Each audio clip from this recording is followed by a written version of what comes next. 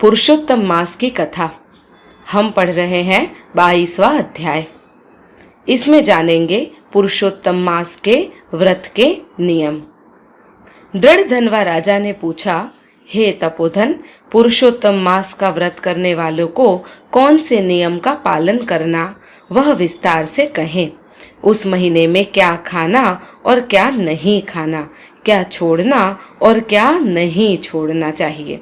सूत पुराणी बोले, हे मुनि श्रेष्ठों, वाल्मीकि ऋषि ने दृढ़ धनवा को पुरुषोत्तम मास के बारे में जो व्रत नियम कहे थे, वह अब आपके समक्ष विस्तार से बताता हूँ, वह सुनो।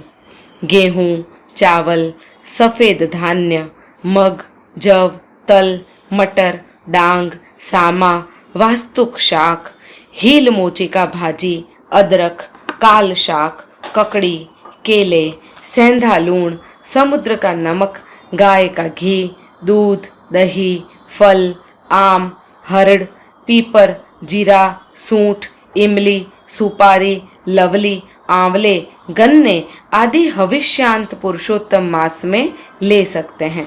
सब तरह के अभक्ष्य मांस, मध्य, चावल का पानी, चावल, उड़द, राई, मादक पदार्थ, 2 दाल हो ऐसा धान, तल का तेल, जहर कंकर से दूषित हुआ, पानी से दूषित हुआ और पराया अन्न न लेना, पर स्त्री का सेवन न करना, तीर्थ के सिवा दूसरी यात्रा न करनी, देवों की, वेद की, ब्राह्मणों की, गुरु की, गायों की, साधु सन्यासी, स्त्रियां, राजा और बड़े मानव की निंदा न करनी, ब्रह्मचर्य का पालन करना, जमीन पर सोना, पत्तल में खाना, शाम को भोजन लेना, रजस्वला से दूर रहना, मलेच्छ, चांडाल, धर्मभ्रष्ट, संस्कारहीन शूद्र आदि के साथ बोलने का व्यवहार न रखना, कौए ने झूठा किया हुआ अन्न, जल, सूत की अनाज, 2 बार पका हुआ,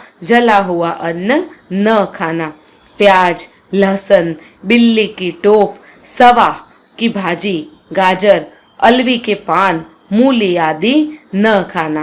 पहले दिन कुम्हड़ा, दूसरे दिन सफेद बैंगन, तीसरे दिन पुष्प शाक, चौथे दिन मूली, 5वें दिन बिला, 6ठे दिन कालिंगड़ा, 7वें दिन फलों का शाक, 8म को आंवले, 9म को नारियल, 10म को लौकी, 11 को पिंडोला, 12 को बैर, 13 को काले बैंगन, 14 को बेल का शाक, पूनम को पानी में होने वाले शाक न ले, रविवार के दिन आंवले न ले। जो वस्तु का नियम लिया उसे ब्राह्मण को दान में दिए बिना न खाएं। इस प्रकार व्रत करने वाले को उत्तम फल मिलता है। हो सके तो पूरा महीना उपवास करे, न हो सके तो बिना मांगे दूध या फलाहार पर रहे। व्रत प्रारंभ होने के दिन सुबह जल्दी उठकर स्नान आदि खत्म करके श्री कृष्ण का स्मरण करना और यह निभाने का संकल्प करना, नियम पूर्वक उसे पूरा मास निभाना। इस मास में श्रीमद् भागवत सुनना, 1,00,000 तुलसी दल से शालिग्राम की पूजा करना। इस मास में व्रत करने वाले को 100 यज्ञों का फल मिलता है। यमदूत उनसे डरते हैं। व्रत करने वाले को कोई आदि व्याधि उपाधि आती नहीं, दरिद्रता दूर होती है, सुख संपत्ति, संतान, कीर्ति आदि मिलता है, भूत पिशाच उसे दुख नहीं देते हैं। आखिर में अनेक सुख सहायभी भोग कर बैकुंठ धाम का अधिकारी बनता है। इति श्री बृहद नारदीय पुराण के पुरुषोत्तम महात्म्य का पुरुषोत्तम मास के व्रत नियम नामक 22वां अध्याय संपूर्ण। अब पुरुषोत्तम मास की पावन कथा पढ़ेंगे। इस कथा का नाम है अनुमानिती रानी की कथा। चंदनपुर में केशवसेन नाम का राजा राज करता था। उनको धनबा नाम की रानी थी। ब्याह करके बहुत साल होने के बावजूद रानी की गोद भराई नहीं हुई, इसीलिए राजा ने मान कुंवरबा के साथ दूसरी शादी की। 2-1 साल में मान कुंवरबा को चांद सा स्वरूपवान कुंवर हुआ। मान कुंवरबा रूपवान थी, उसमें पुत्र हुआ तो राजा के आगे उनका मान पान बढ़ गया। राजा मान कुंवरबा को मान पान देने लगे और वह कहती वैसा करने लगे। दूसरी ओर धनबा रंग में साधारण थी, उसे अब तक संतान नहीं थी, इसलिए राजा उसकी ओर नजर भी नहीं करते। धनबा को रहने के लिए महल के पीछे 2 कमरे दे दिए थे। जहां धनबा को राजा की ओर से तिरस्कार मिलता था तो नौकर चाकर तो कहाँ मान देते।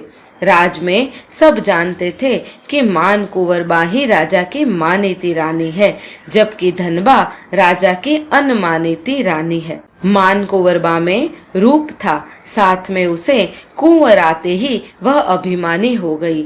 जीभ पे उद्धताई आ गई, किसी का भी अपमान करते वह झिझकती नहीं, सब नौकर उनसे डरते थे। धनबा में रूप की कमी थी, जबकि गुण में पूरी थी। राजा रानी की ओर से उसकी उपेक्षा होती थी, उसका कोई भाव पूछता न था, उसके पास बैठकर 2 मीठे बोल भी कोई बोलता न था। ऐसी दशा में उसने भगवान का सहारा लेकर धर्म ध्यान में जी लगाया। इतने में पुरुषोत्तम मास आया।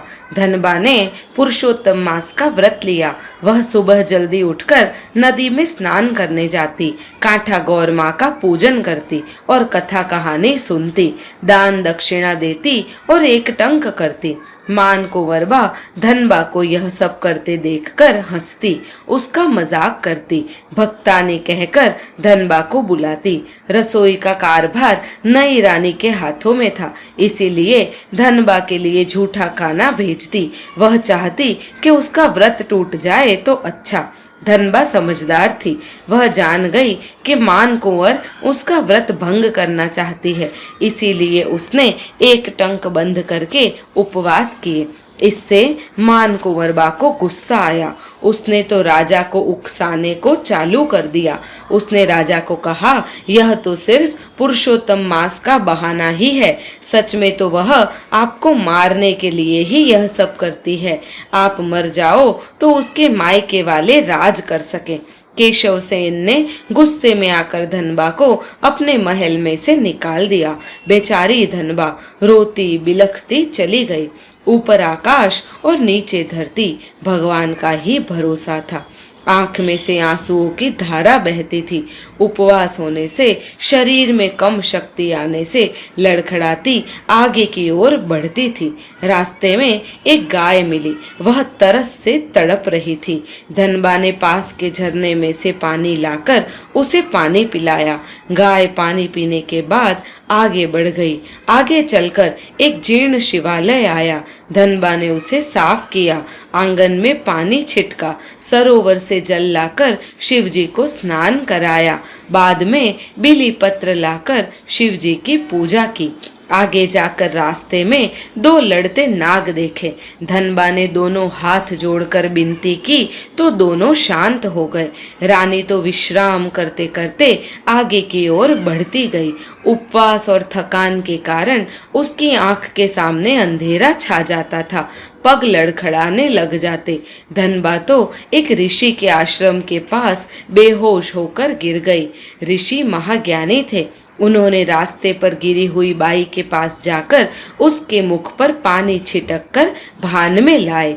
ऋषि ने धनबा को सब कुछ पूछा। उसने अपनी सारी कहानी ऋषि को कह दी। इसीलिए ऋषि को दया आ गई और वह कहने लगे, बहन, पुरुषोत्तम मास में तूने भगवान पुरुषोत्तम का व्रत किया है, इसलिए तेरा जन्म सफल हुआ। तूने व्रत के दरमियान स्नान दान, कथा कहानी सुनकर पूर्ण श्रद्धा से पुरुषोत्तम भगवान की सेवा की है, इसीलिए तेरी भक्ति से वे संतुष्ट हुए हैं।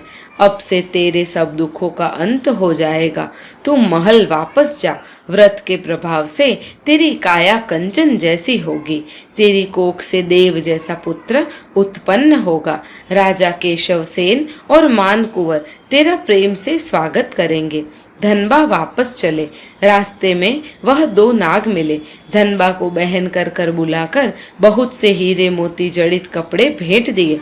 आगे चलकर शिवालय आया। शिवजी ने प्रसाद दिया। प्रसाद लेते ही धनबा की काया कंचन वर्णी हो गई। आगे चलकर उसे गाय मिली। गाय ने दूध का अक्षय कलश देते हुए कहा, रानी, तूने मेरी प्यास बुझाई, मैं तुझे यह कलश देती हूँ। इससे तू जो भी मांगेगी वह मिष्टान मिल जाएगा। चलते चलते रानी नगर के दरवाजे पर आई। वहाँ एक ग्वाला जा रहा था। उसने धनबा को देखा। उसका सारा रूप रंग बदला देखा। रूप रूप के अंबार जैसी स्वरूप देखकर वह तो दौड़ते दौड़ते राजा के महल पहुंचा और राजा को समाचार दिए कि धनबा नगर में आ चुकी है। उनका रूप का कोई पार नहीं है। कोई देवी आ रही हो ऐसा लग रहा है। ग्वाले के मुख से धनबा के आने की खबर सुनकर राजा रानी मानकुंवर को पछतावा हुआ। पुरुषोत्तम भगवान की कृपा से केशवसेन और मानकुंवर का हृदय परिवर्तित हो गया। दोनों पैरों से चलकर धनबा को लेने के लिए नगर के दरवाजे पर गए और बाजे और गाने के साथ सत्कार करके उनको राजमहल ले गए। वक्त गुजरते 9 मास के बाद धनबा ने सुंदर कुंवर को जन्म दिया।